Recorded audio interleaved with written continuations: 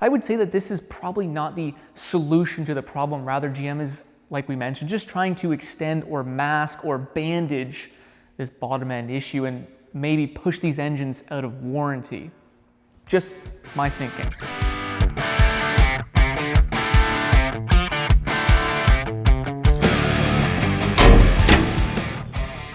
Welcome back, I'm Alex. Wasn't necessarily planning on making this video, but we got some interesting news surrounding the L87 6.2 liter V8 in the GM and Chevy SUVs as well as pickup trucks. And the news is not great. Obviously my 6.4 HEMI is not a L87 6.2 liter V8, but there's a couple reasons why I have this engine with me today, which we'll get into.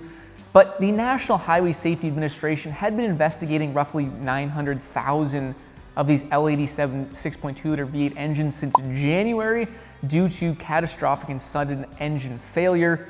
Well, the roosters have come home to roost because GM has announced the official engine recall on all of those engines, as well as a stop sale order on those new engines. So I figured first of all, we'll get into what the recall actually says, and I'll drop a link down below with the recall so you guys can check it up yourselves or just follow along with us here. First off, let's talk about the engine years that are affected. The L87 actually came out in 2019, but the years that are affected on this recall at least are 2021 to 2024. So if you have a 2020 and below L87, you're apparently in the clear for now. What GM has come out and said is that the connecting rods or crankshaft to some degree have a manufacturing defect, which can lead to engine damage or engine failures, which is what we've been seeing recently. And there's one of two things that are going to happen if we come down here. So first of all, you're going to come in and they're going to inspect your vehicle. And if you have the code P0016, you do not pass the inspection. From my understanding, they will put a new engine into that vehicle. This code here means the ECU has detected that either the crankshaft or the camshaft, they're out of sync with one another. And apparently that can tell GM that there has been some damage done, which is why it doesn't pass the inspection. If you do not have this code present, well, you're gonna get a nice free oil change because they're upgrading the oil from 0W20 to 0W40 moving forward in these engines. You also get a new oil fill cap as well as a new oil filter. And that is to most likely help prevent bottom end damage. 0W40 right here, this 40 means that when the oil is up to temp, it'll be thicker or act as a thicker oil, which should give more protection to the bottom end. That is the meat and potatoes of this recall here. To me, this signifies that there is or was some kind of miscalculation with the bottom end of these engines, and it has been floating around that the problem is the rod bearings, but nothing officially has been said. This good old 6.4 HEMI also uses what? 0W40 weight engine oil, and just quickly, 0 means the viscosity oil when it's cold.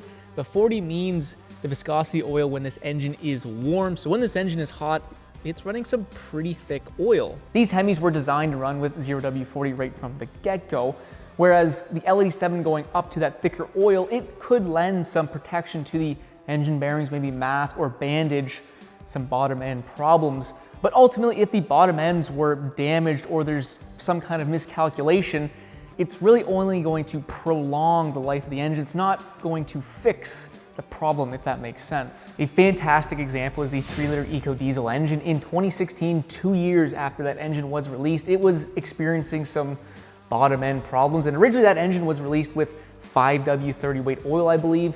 And there was a recall or a technical service bulletin that was released in 2016 to switching that engine to heavier weight oil. I believe they went to 5W40 full synthetic. And that was supposed to fix the bottom end problem. But as we know now, that engine just had very flawed bottom ends and continued throughout its run to have bottom end problems, bottom end failures. So yes, maybe it helped prolong the engine, but ultimately it did not solve the actual problem of just a faulty bottom end design. Now I'm just some lowly YouTuber, so what do I know? But if I had to guess, I would say that this is probably not the solution to the problem. Rather, GM is, like we mentioned, just trying to extend or mask or bandage this bottom end issue and maybe push these engines out of warranty. Just my thinking. And honestly, it's just a little bit sad because GM actually did give me a 6.2 to play around with last summer, and I thoroughly enjoyed that engine. It had some great low end torque, sounded incredible, actually had some good high end performance as well.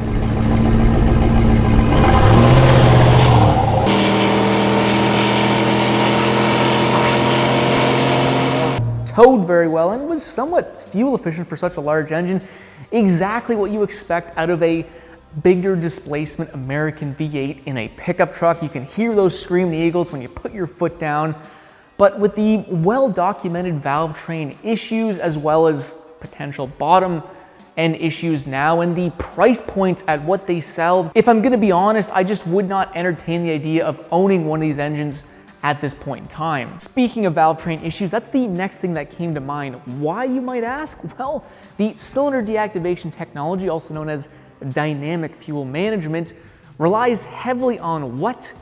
Engine oil pressure. I'll read this for you guys just real quick. The system uses solenoids to deliver oil pressure to control ports in the lifters, which activates and deactivates the lifter latching mechanism. When a cylinder is deactivated, the two-piece lifters effectively collapse on themselves to prevent them from opening the valves. When the cylinder is reactivated, solenoids send oil pressure to signal the control ports on the lifters, and the latching mechanism restores normal function, allowing the valves to open and close. The oil orifices on these lifters can be very small, and how do we know how these hydraulically activated lifters are going to react with thicker weight oil? Which, by the way, going from 0W20 to 0W40 is a pretty big jump in oil weight. And I know when I was doing some research for the HEMI tip years ago, I read a really good article talking about how using thicker weight oil with the MDS system, which is ram cylinder deactivation technology, it could have a negative impact on the lifter. Even the glorious 6.7 liter Cummins, which in 2019 switched to hydraulic roller lifters,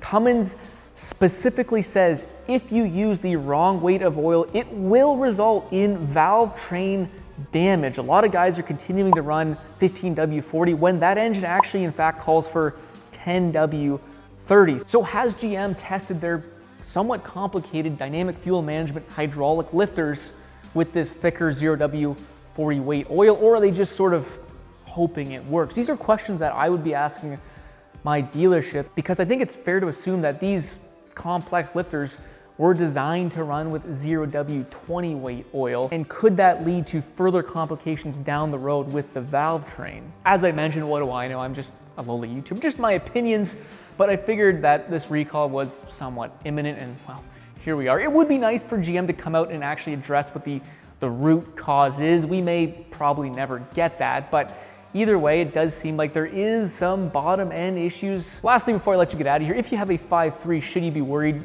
Probably not. The 5.3 and the 6.2 have pretty different bottom ends. The 6.2 uses a forged crankshaft, the 5.3 uses a cast iron, and my guess is the manufacturing process is quite different for both engines, so that manufacturing defect probably is not on the 5.3s. Well, fellas, let me know what you think. Is the internet blowing this up a little bit too much, including myself? Or do you like to see GM in some hot water for their poor quality control on their engines? Let me know what you think. If you did like the video, don't forget to leave that thumbs up. If you like cool stuff like this, don't forget to subscribe. We will be paying attention to this story as it rolls forward, so I'll keep you guys informed as best as I can. But enough of me. We'll see you in the next frickin' video.